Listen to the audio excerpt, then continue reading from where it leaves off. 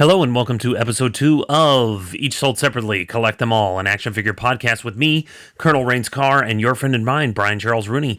This week we'll be discussing nostalgia and the companies that exploit it, all of our 80s dreams and fantasies still coming true in 2019. But of course, first, a word from our sponsor. He'll fight for freedom wherever there's trouble. G.I. Joe is there. It's here, the G.I. Joe collection. Infantry Trooper, codename Grunt. Bazooka Soldier, codename Zap. Motor Soldier, codename Short Fuse. Laser Rifle Trooper, codename Flash. Ranger, codename Stalker. Communications Officer, codename Breaker. Machine Gunner, codename Rock and Roll. Counterintelligence, codename Scarlet. Commando, codename Snake Eyes. Each sold separately. G.I. Joe from Hasbro. So, Brian Charles Rooney, welcome to episode 2 of Each Sold Separately, Collect Them All. We had some very exciting news this week already, though it was tempered with a horrible price tag. That incredible Mega Bloks Castle Grayskull. Because let me tell you, pipe dreams. Let me tell you, the second that first He-Man came out, I was like, oh, if they make a Castle Grayskull, it's over. Right. I think that was an interesting test. There was, I guess, maybe 2 years before the teaser Mega Bloks Castle Grayskull that was shown at Toy Fair a couple of years ago.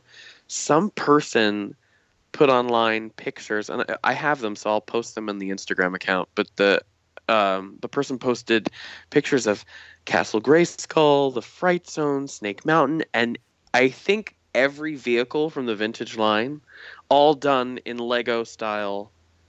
I feel like I saw build. Those. Yeah, I saw those. It was amazing, and the figures were more minifigure style than the Mega Block style. I actually prefer for this Masters of the Universe line the Mega. I actually prefer the Mega those Bloks Mega Bloks style? in certain lines for sure. Yeah, the little minifigures are really nice, and they've been hard to find for me because we don't have a Walmart in New York City. We have a Target, but it's my Walmart where I live doesn't has never had them. But I go 30 minutes into Jacksonville or anywhere else, and they're everywhere. And they have the new 5-pack and all that. Oh, that's good. They have everything. The local comic shops here have started carrying that's where I got the 5-pack and the Wind Raider, which was actually really pretty reasonably priced, like $20. Oh wow, which yeah, shocked me. That's like sticker price at the store. Yeah, it was 21, so I thought that's only $1 more than I've heard people getting. Nothing. Yeah, that's nothing. So what's with that price point on this Castle Grayskull? Why is it everyone $249? And they didn't even show me a picture of the front of the damn thing. Right. Well, they haven't shown the actual physical item. It's just digital rendering. Yeah. Which is kind of strange. You'd think they'd have some kind of prototype already, but $249.99, and that's basically how much the classics version was. Yeah, 5 years ago. Yeah. $249 is crazy talk. And the rumored Snake Mountain is, according to Super 7 at DCon, I think they were talking about it with people. And saying that it's probably going to be around $500, probably. Yikes! With some shipping, which much it's that's beautiful. Cost. It's beautiful, right? But that's this is a Mega Bloks castle that's apparently 13 inches tall, and when it's open, 19 inches wide. Yeah. That's so 2 of those is one Snake Mountain. Well, which I gotta is tell literally you, about 4 feet long when it's fully open. So yes. I don't know.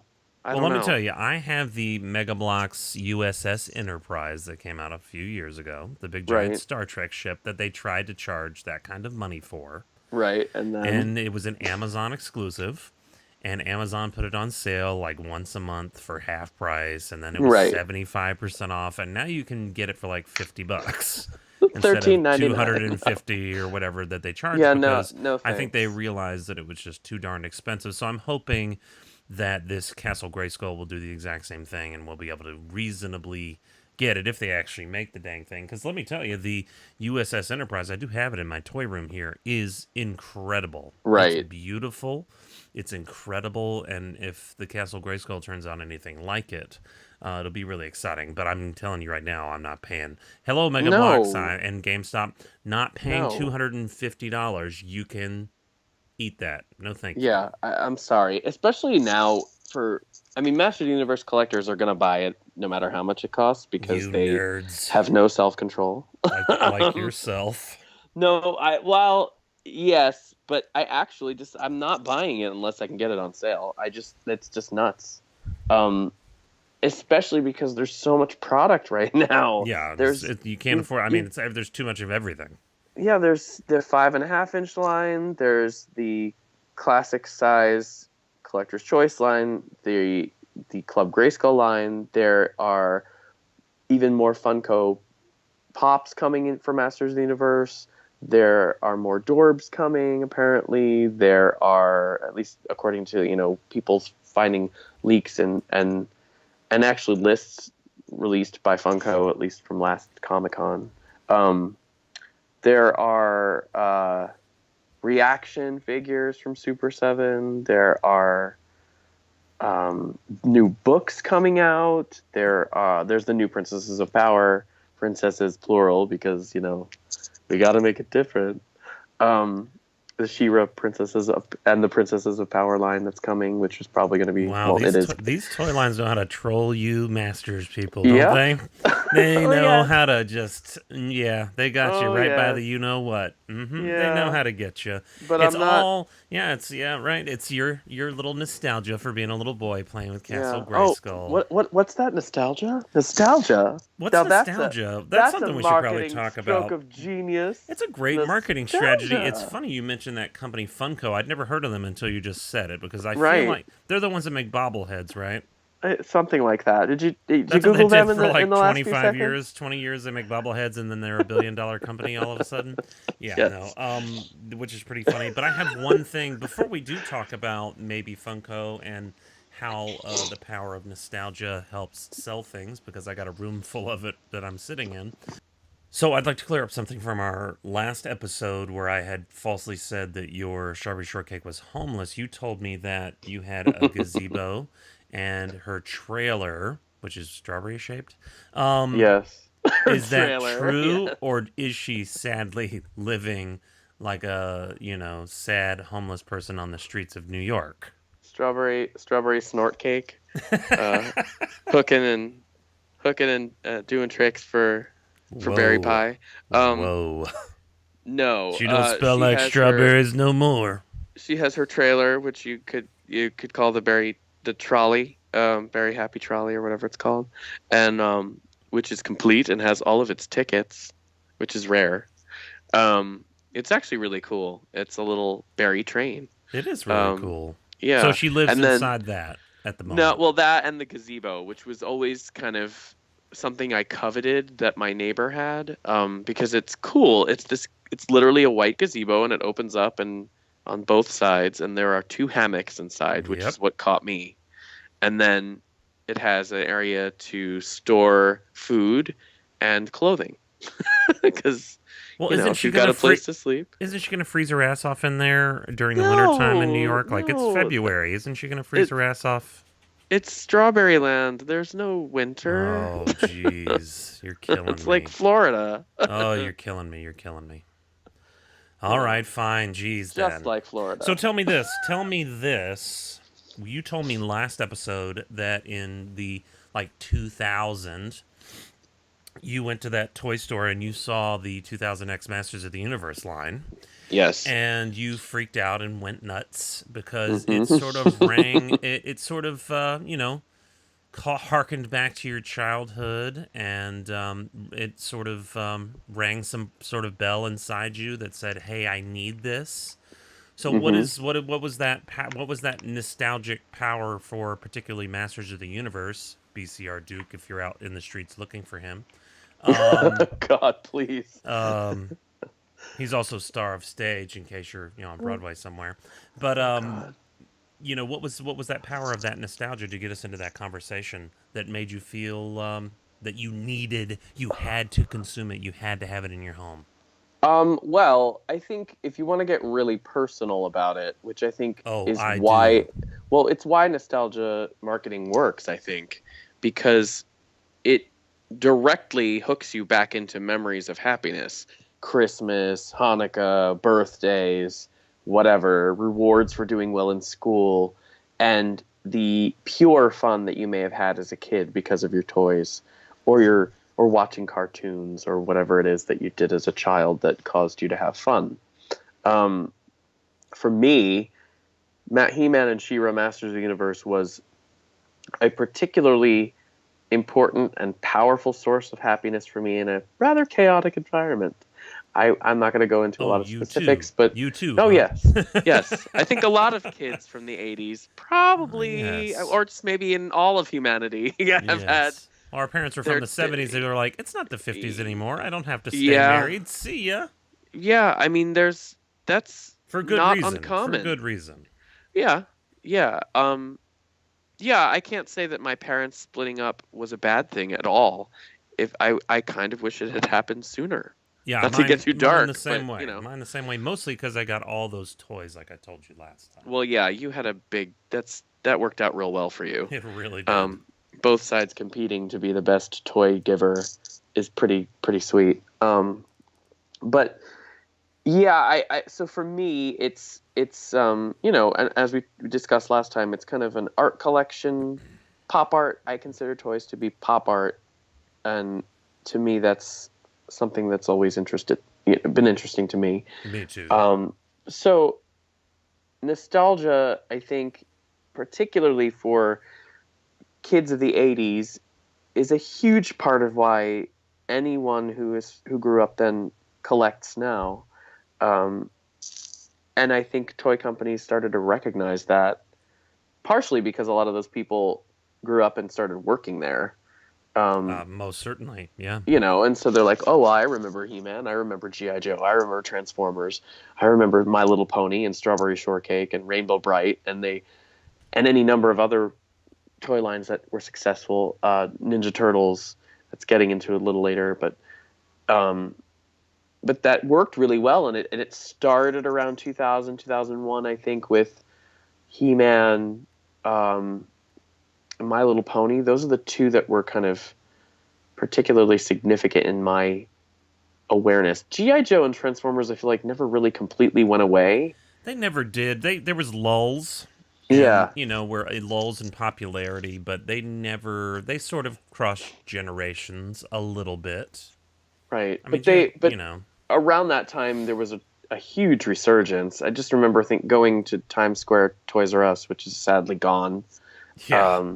And you would see what was being pushed, where it was being placed in the store, which is always an interesting thing. Mm-hmm.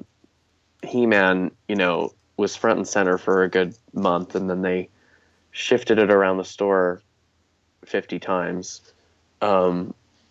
which is an interesting phenomenon.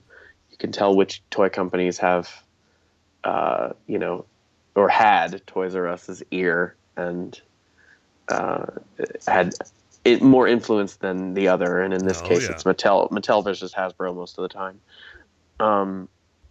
But yeah, My Little Pony, I think, probably the most successful of the modern age, whatever that is, 2001 on, because there was a resurgence initially that was where the sculpts were a little more reminiscent of the vintage style than the line that kind of was then revamped shortly, in the mid 2000s, animated style, yeah. Yeah, and that came with the cartoon. So you had this whole kind of early 2000s My Little Pony effort that was absolutely banking on nostalgia, and it worked. And you had, all and it these grew an parents incredible were buying audience. their kids Mm-hmm. ponies, and I think that was one of the main lines in the 2000s that allowed these companies to go, oh yeah, we have a huge market for this. It's time to bring it back. You saw Masters of the Universe come back with a cartoon, and then G.I. Joe toys kind of flooded the stores. Remakes, the the anniversary line.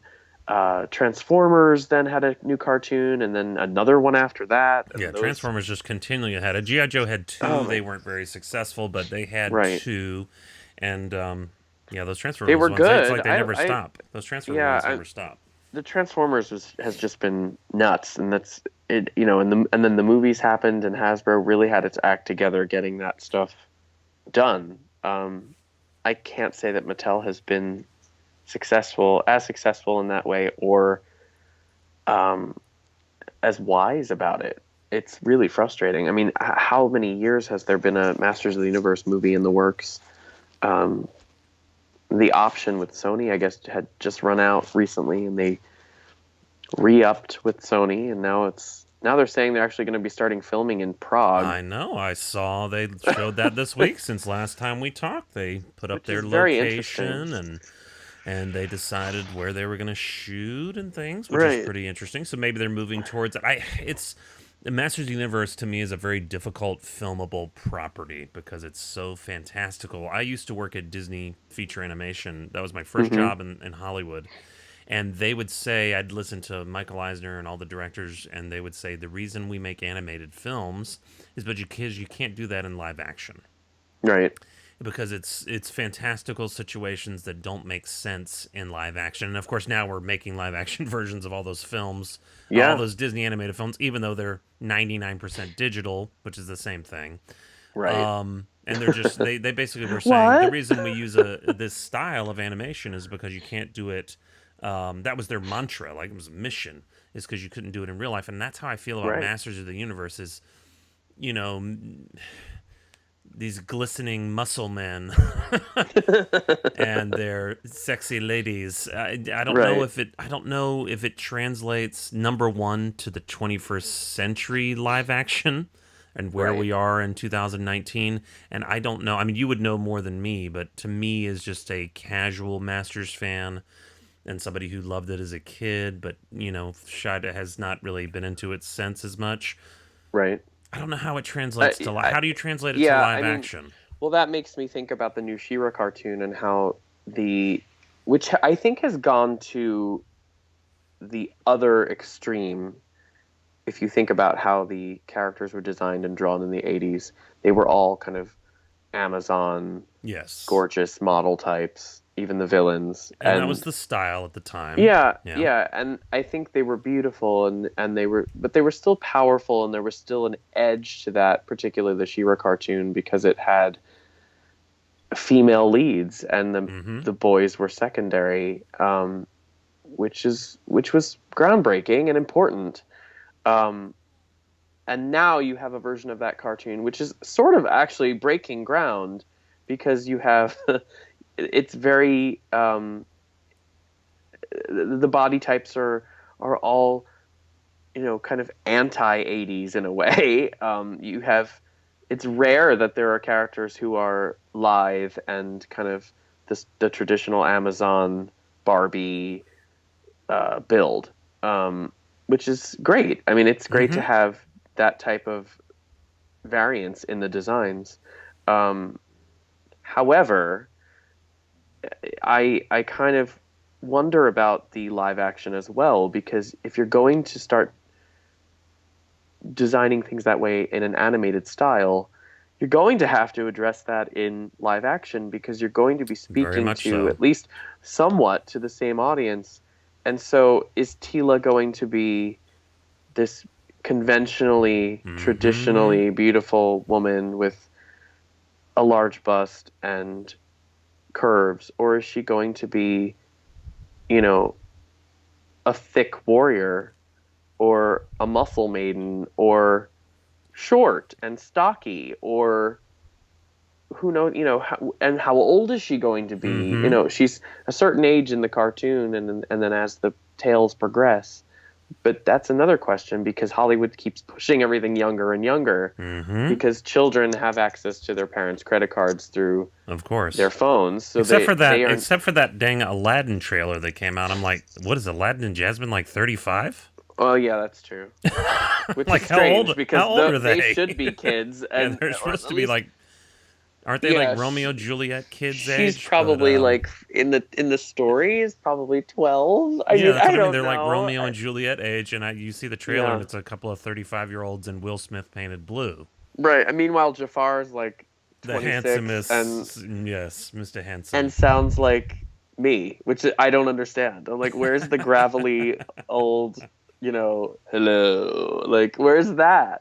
I don't It's a know. I'm handsome curious. Charles Nelson Riley Jafar. Yeah, I There's nothing I wrong with don't that. really get it. But that's a tangent for sure. But yeah, So you how do bring we up a make really this good movie? point. Like, Like, how do we make this movie even with the men? It's just a right, bunch of well, muscle men. I mean, like, right, well, how no are we one talks making this about that. movie? Is Nobody it talks just about The that. Even Rock and all these Arnold no, Schwarzenegger please God, wannabes? no. Like who? But who is it? Who is that guy? I don't And know. how do you tell that story? I want somebody that isn't famous. I don't because I'm not happy with any of the choices. Like even Thor, like I always forget his name, which everyone's gonna laugh at and be like, "What is your His problem?" name's Chris Hemsworth. God, my blood. Who am I That doing a guy. podcast with? Get He's out of really here. funny. He's really funny, actually, and I think he'd actually be a good choice if they're going with someone famous. I know everyone has said that that's the choice, and but he's already Thor, and No, I think it I should don't be know that somebody that that's unknown. matters. Unknown is better. But tell me But this, I as agree. a Masters of the Universe fan, do we find it problematic in 2019, even from a male perspective, that this wimpy guy has to use a sword to become powerful? He himself is not powerful enough. He has to wield some magic sword that gives him Arnold Schwarzenegger muscles to be able to save everything. He can't do it in his own little tiny body. He has to do it in a big, massive one. See, in the Well, I old mean, cartoon, it didn't bother me because they had the same shape. right. His clothes got stripped Well, off. Okay, yeah, and then 2000X, the 2000 version, they they did went do more with that. what you're saying. They Yeah. had So, this is there a shift? Is he this going to be the wimpy guy? Well, he wasn't wimpy in the 2000X one, but is he going to be? Does he have to have that sword to become powerful, I or is think it it just the depends on sword is powerful?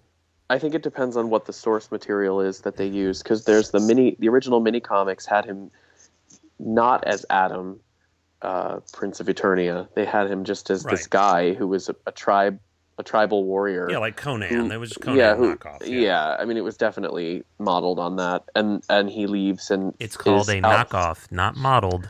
It was a What? knockoff of Conan. Not a Nice knockoff. try, BCR Duke. Stop bringing up Wondar. Oh, but be quiet because Mattel doesn't want anyone to know that they made a whole bunch of Conan figures. And at least that's what I think. Of course. Off the record. Off the record. Of course. But yeah, that may be the route they take this time to avoid that. I don't know. I think it would be hard to divorce Masters of the Universe from characters like Prince Adam and Orko and Cringer and the Even bird that, he's a little cat that's not good enough. He's got to get bigger. Right, but even in the show, Cringer often saved the day with Orko. I know. Out of Battle. That's why Cat they were form. our favorite characters. Right, back they then. were that, and Lou Scheimer was brilliant. Yeah, the little with, kid characters. Those were our favorite characters at that time. Yeah. So I think it's possible. I think it's possible to have him be Prince Adam in Conan. the same shape, as He-Man. So he's just Superman. He just changes clothes and he's He-Man. And and it kind of could have the theme of the red the ruby slippers where it wasn't the shoes, it was you all along. I mean the sorceress could easily say something like that at the end. And then, by the way, here's your sword for your sister. Go find her. She's waiting. I mean that's which is going to be very interesting based on all the rights nightmares, but I think it's possible, and I think having seen things like Guardians of the Galaxy and Thor Ragnarok, I think the humor is absolutely necessary because there is a camp factor to Masters of the Universe, but it's a quality camp. I had no idea. I know, but it's quality camp.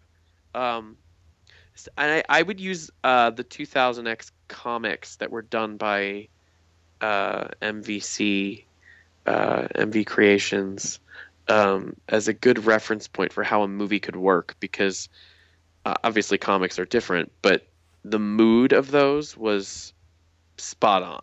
It was adult in a way. It had some violence. It had very, very complex plots.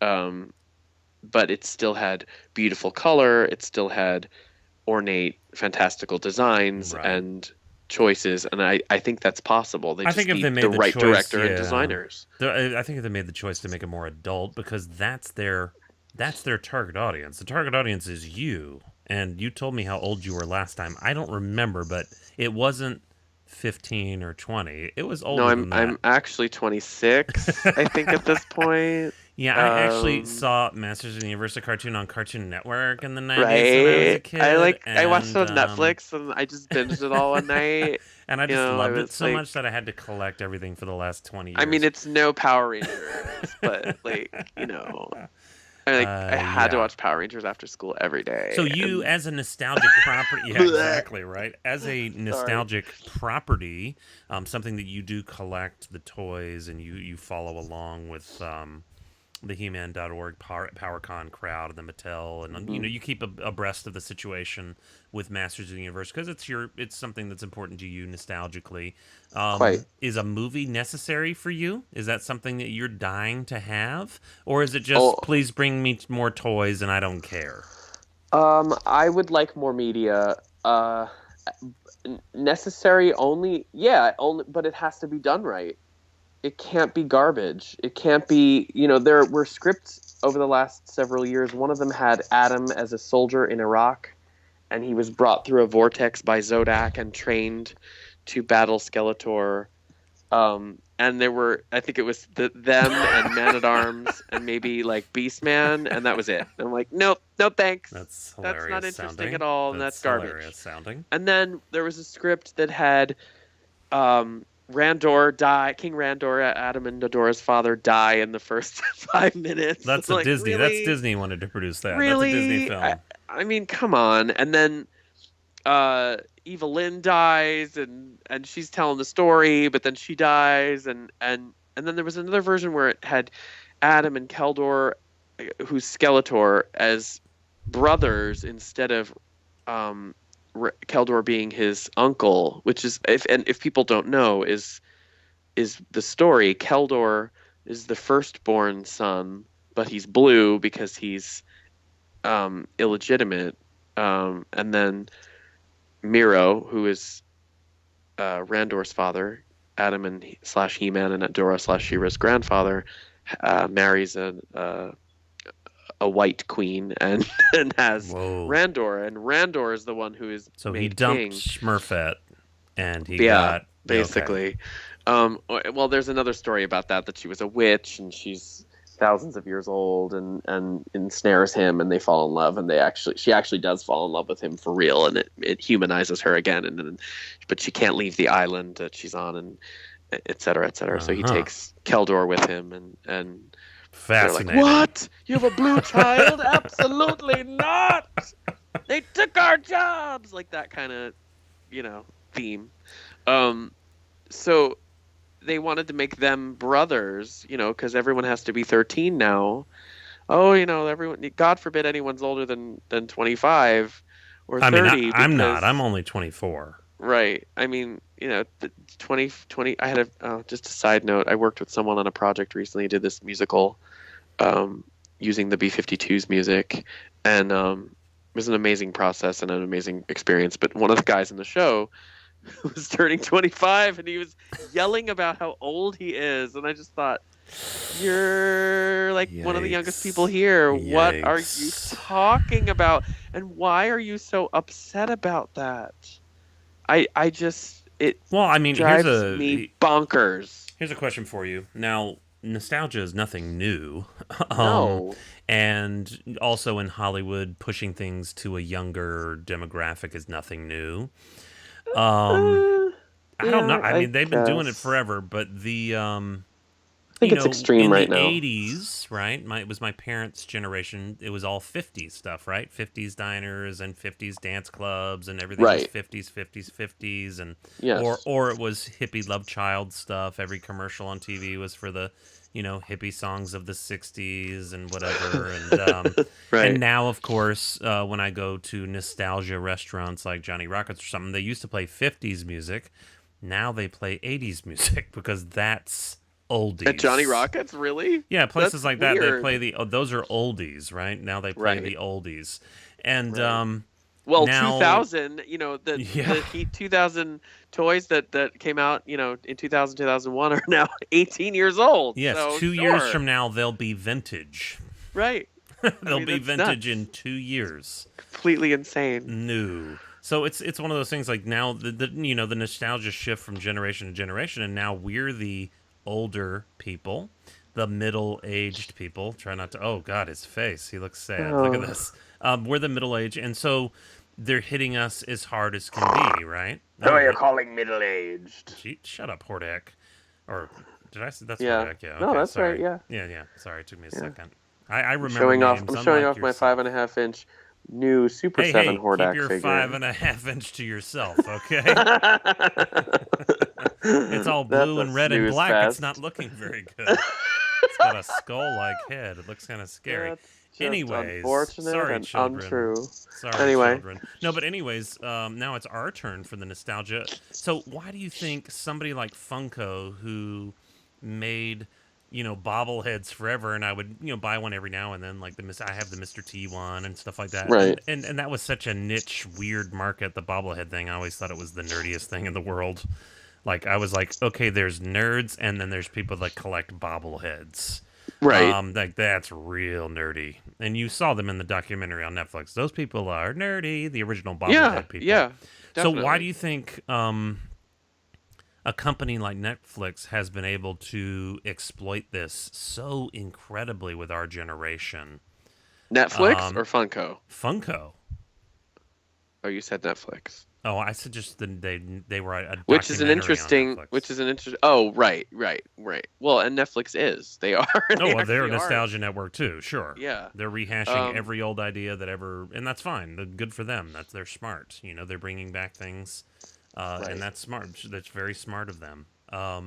So why do you think Funko has gotten so successful and become like $1 billion company off of crappy little pop head figures? I think because they were smart and took a risk and bought a whole bunch of licenses and listened to their customers and established relationships with a lot of smaller stores and found a way to produce something in a cheap way that had a colorful, joyful impact on a customer who may either be interested in collecting all of them, and there are some of those Oh yeah. top collectors Oh yeah. who have all of them, or some of them, or just one. And what's And the amazing, I mean, people know that I collect toys come up to me and say, so do you collect those pop figures? Like, it's permeated, the pop figure Oh Funko yeah, thing has permeated every strata of society. I'm talking yeah, like everybody has one. It's almost a household, or if you're under, say, 50 years old, it might be a household item at this point, sure. to have a pop figure. It's easy, and they look good in the box. They don't. They They look do. good out of the box. They are easy to stack. So there's like if you have them on a shelf, you The can. marketing genius of just the Yeah, box itself is incredible. it is. They are functional and pleasing to the eye, Mm-hmm. and they exploit nostalgia in a major way because you have everything from the Golden Girls to Strawberry Shortcake to Star Wars, which is huge. I mean, the Qui-Gon Jinn pop figure that I got at New York Toy Fair paid for my Comic-Con airfare. I Whoa, think, yeah, paid for my Comic-Con airfare 2 years ago. Yeah. that's crazy. Yeah, I know. It's nuts. and it's worth more now than it was then. I'm sure. Yeah, the people are getting real serious about it. And speaking of Comic-Con, they do. Funko has each year their booth gets bigger and more sophisticated. Their lines get more insane, and the fights between people are crazy. I mean, people have literally gotten to fist fights over a pop. And and we've seen that in the past, parents going crazy over Cabbage Patch Kids and whatever else, Tamagotchis and Furbies and all that. Capitalism at its finest. Yeah. Right. Pulling out the best of humanity day by day. Yeah, I mean, but I think that's part of it. I think it's also some luck and, the perfect storm and people enjoying the joy of what they had as a kid. And the 80s was it was different, I think, than times before. You had just so many more options as far as the media and proliferation entertainment of cable and everything everywhere was so much more. And then you had the deregulation of, how cartoons could be made. They could be used to sell toys. Thank you, Ronald Reagan. The one good thing that you did, I appreciate that, was you deregulated everything and destroyed the economy for 40 years. You might as well sell toys on cartoons. I'm going to watch them in the morning with mom, mother, the rich or whatever people you called richer it. for the last 40 years, and thank you, Ronald Reagan, for that, for deregulating everything. But the one fun thing you did was deregulate so that toy companies could just sell us toys. Right. Which, And that, to me, is what makes the nostalgia for G.I. Joe or Transformers or Masters of the Universe or any of these, or My Little Pony or Care Bears, which is one of my secret loves. That's been what makes it so powerful to me was the storytelling. And the stories that we were given were so important to me as a child, where we would rush home and if we had gotten an early Betamax VCR, and we would tape the episodes. You were rich. My parents just went nuts one day and bought one for $500 or something. Oh my God. But we were able to consume those stories, and it's the story and the characterization of those characters that brings me back to want to buy all of the 25th anniversary G.I. Joes, and wants me to continue to collect G.I. Joe as a major part of my collection, and makes me want to collect a lot of the toys that I collect. Is because it's the storytelling. That's why I love Marvel so much. It's because because of the great writers that I read in the 70s and 80s and the early 90s when I was collecting comics, and the fact that filmmakers that are our age and a little older are making really good films based off those properties makes me very excited. I absolutely agree. I mean, that's one of my favorite things about the Marvel stuff I collect, the DC stuff, the Masters of the Universe, even the cherry picking I do with things like Star Wars and even Transformers and things like that. There's always a story behind the characters. It's a world building effort. You get new information. Master of the Universe is really great that way because in each of its incarnations, there's been a lot more to the story that's been revealed each time. You get, a rounded, more well-rounded character, even, from a B or C list character, each time it is reincarnated, because the people that are behind it are typically artists of some fashion, and they want to make a mark, and they want to justify the relaunch, and they want to, create. So it's as simple as that, and that's enjoyable. I want to find out more about these people. Sure, of course. I think that also has to do with what type of collector you are. My friend Mary Cohen, who's an artist, she brought up a point when we were discussing why a lot of male collectors are like completely full of disdain for female characters being made into toys, and that's often the case. It's changing a bit, but it's I've been the always case found for a that while. to be very strange, because it is. One of the best characters on G.I. Joe is Scarlet, and one of the best characters on Masters is Tila. And Evelyn, like people now call her Evelyn. the Wolverine of Masters of the Universe, which I think is very true. But that's because she's one of the best developed characters, Exactly. especially now. I never understood she- that weird misogyny that has been around. I remember, yeah. when collecting started to get big again in the 90s, when I was in my 20s, guys never collecting the girl characters, and they were the peg warmers. You weren't allowed to, and even if you wanted to, you were looked at, wrong, because there's a lot of programming that happens, and it's unconscious. Even my most progressive male friends, and you'd say to, I'll say this to them, like, just answer these questions in your mind, and don't tell me what the answers are. But I bet you will agree with me that we are programmed with a certain level of misogyny, regardless of whether or not we believe in that. Who's a better driver? Who's a better teacher? Who's a better cook? Who's a better cop? Who's better at running a business? Who's better at being in office? Who's better at sports? Who's better at math? And the answers are all sexist. Yes. If you just go with the first one, or the traditional answer. Your impulse, yeah. It's gross. But I think is. that has to do a lot with what we're taught and what we're not taught. And I mean that, like, what you don't see in kids' media, that's changed a lot too. That I'm starting to see a change now because people are more conscious of this. But, people, not to get too political, which is sad that I'm even having to say that, but a lot of people, even people who identify as gay, think that they are abnormal because they did not have any boring, functional examples of who they are in their media as children.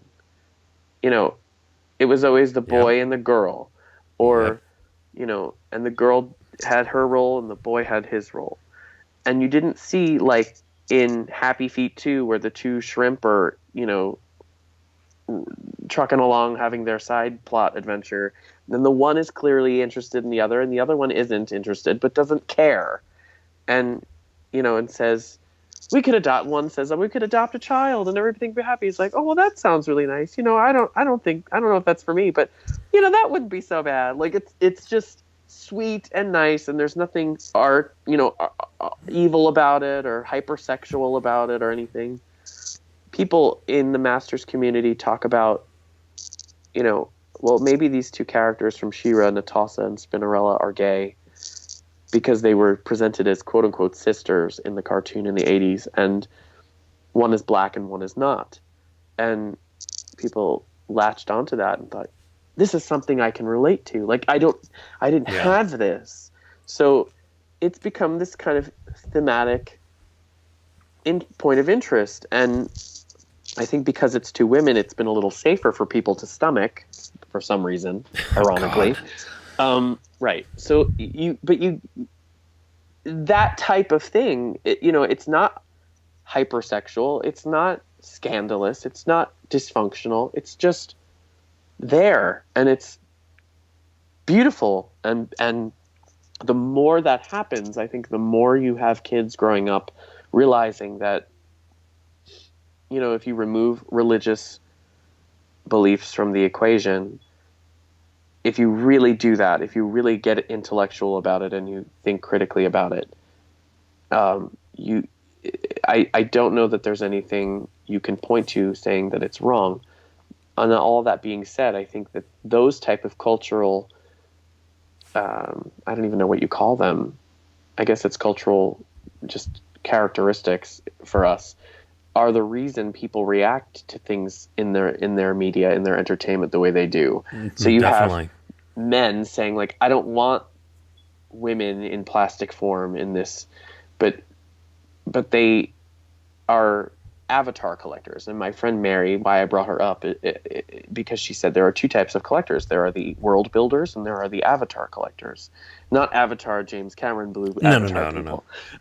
But Avatar is in, like, a vessel for you to kind of put your consciousness into while you're reading a comic. Like, I read Superman because I want to be Superman. I'm Superman, I'm Superman. That's how I relate to your the story. Vicarious living, yes. Right, as opposed to being, Metron or Zodak or the Watcher and kind of reading the story as though you are in the world and you are seeing and relating to everybody. Well, I'm that guy. That's why I me have too. 5,000 figures of every character ever. Yes. No, the same. I the more the merrier, and the more complex the stories and the relationships, Me the too. better. I love a giant world, maybe because Hamlet's my favorite play, and it's got 50 characters in it, and there's 100 stories going on. Maybe because of that. I just love, like, that's what I loved about G.I. Joe, is because they were trying to sell toys, and they're trying to come up with new characters and new ideas, because they got quarter one finances to think about. Right. And well, they that's came such up a with great new characters, property and for so that. I've got 400 figures sitting on the flag right now that are all different, and I love I love that they're all different, and I get upset like, oh, I don't have that guy, or I don't have that guy, or that one's a club exclusive that I don't have, and he was in the cartoon.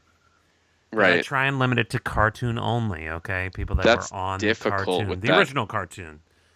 They were on the Sunbow cartoon, not the Deke cartoon, but on the Sunbow cartoon.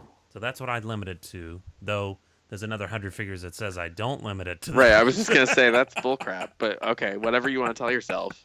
Sure. How do you feel about, actually, speaking of nostalgia, how do you, and the kind of maybe the other side of the arc of the rainbow of nostalgia for the last 20, 15 years, or whatever it's been. How do you feel about the G.I. Joe effort ending? The films? With Hasbro. The films? No, the toys. Like, I have friends who where are they all just kind of given up on G.I. Joe. It's actually kind of upsetting. I also think the world has shifted quite a bit, and it's kind of a tough property, right? It's a bunch of guys with guns shooting at people. That's true. And what? it's the love and respect for the armed forces may not be what it once was. Right. In sort of a general sense. I'm not sure there's a ton of respect for that, or a ton of respect for the government. Respect for war, I think. For war. I think there's not a lot of respect for that, because we haven't really had any justifiable conflict in, Right, and we don't. And when we do battle, decades, it's not with people on the ground as much. I mean, that's still a thing. Drone definitely. Strikes and planes, and maybe that has some underlying thing that. What in the heck is going on over there? Oh, I'm getting water because my mouth is dry. You've been talking because I'm doing a podcast. Because you've been yakking it up for 45 minutes. And I did a reading of a play last night where I was playing a woman. With an English accent. Scandalous. Oh, scandalous. And she spoke like this, and then she would that scream is so and yell scandalous. at everyone. It's terrible. You actors, no wonder you're degenerates. You're all degenerates. You actors, you're an actor. Oh wait, yeah, right. Oh right, I have a lot of theater. You forget? I've been doing that a lot. I've only been doing it 27 years. Anyways, I don't know. Maybe there's an undercurrent of it. I still love it. I wish they would do sort of a Masters Classic style where they could make us a G.I. Joe Black, but it's only online and it's a Kickstarter funded. Because I think if Hasbro did the Kickstarter style with G.I. Joe, that they would be able to make toys. I just don't think they're willing, because they're such a huge company, so it's understandable. I think they just don't think it's a profitable property like Transformers. So it's totally understandable. But... well, isn't there a company I should have done, because I thought about this company the other day, or this effort. There is a Kickstarter, I think, starting, or I don't know that it's started yet, but it's to do 5.5-inch style. I think it's 5.5-inch style G.I. Joe. So G.I. Joe in the style the 5.5 the Universe. Masters. There is a company that does that. It's a customs company. Right. Hog Tea Customs or HOT. It's something. I follow them on Instagram. I think they might be going to Toy Fair, which starts this Saturday. Yeah, and they look really nice. They look like the Remco Sergeant Rock, or whatever that... It wasn't Sergeant Rock, but that Remco had another line that was a 5.5-inch. I can't remember their names right now. They had the Sergeant Rock, which were the G.I. Joe size, and then they had the He-Man size, and they had another name. They look just like those from the early 80s. I mean, they are like carbon copies of that Remco line that somebody post a comment for me to remind me of what that Remco line is called. I think it's called Good Guys versus Bad Guys or something is what it's called. That's inventive. But look it up. Look it up. It's like it's a 5.5 Remco Army line. Somebody in the 5.5 group on Facebook, please post that for me so I can remember what those guys' names are. I had a bunch of them as a kid. Cool. I had all the bad guys. They were black. They had black outfits on, and then the good guys had camo on. Right. That but makes they sense. look just like them. They're beautifully made. So since we're at about 50 minutes here, yes. Well, I was going to say that's a good lead into what we might talk about next week. What are we talking about next week? Speaking of nostalgia, just knockoffs, and speaking of Remco and piggybacking, and between the 80s and the 90s, I think there are a lot of really cool examples of either bootleg or knockoff lines that, in some cases, became huge. Everything from Remco to Power Rangers, which I know people will argue this, but I swear Power Rangers, at least from my American perspective, was a knockoff of Voltron and became much bigger than Voltron in a way. Oh, a million times bigger. And then there are 100 million examples in between. And there are even modern, you have companies like Super 7 and Zolo World doing 5.5-inch style figures that are absolutely mining nostalgia. Oh, yeah. But are also good examples of cool knockoff toys. I've done those Zolo guys forever, dude. Like 20 years. We've been talking toy stuff for like 20 years with those guys. I started, and I have like a few of the early ones, and I really like them. They're actually, I think they're really well made. They still look brand new, and none of them are broken. They were Remco obsessed, and they bought those molds, and they got real serious about reviving that Remco style brand. I think they even own the Remco brand. Oh, really? I didn't realize that. Might. I think they own something about that brand, and I don't remember what it is, but we'll have to ask them sometime. Maybe the style, maybe the trademark of the style. It might be something like that. But I think they've been promising females forever, and they keep saying, "Oh, they're coming," and it's like, well, if you did, that would probably sell a lot more figures too, especially to nostalgia. But I don't know. Interesting. We're talking about nostalgia and how Funko has made so much money off nostalgia with their perfectly consumer-sized and a little teeny box pop figures, but of course, those are knockoffs of Japanese vinyl figures that have been around forever and ever with the exaggerated body or the exaggerated head and the smaller body. And that came from Japan, and those have been around for 20 years.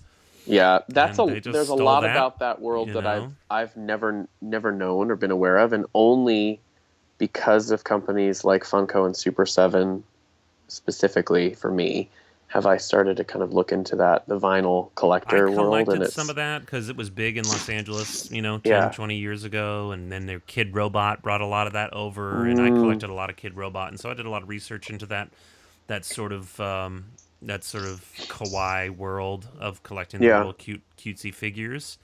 And I just find it interesting that Funko was like, that's a cool looking thing. And now they've made $1 trillion off of that Japanese idea, which is what we did with Transformers and Voltron and everything, right? We just stole it and brought it over here.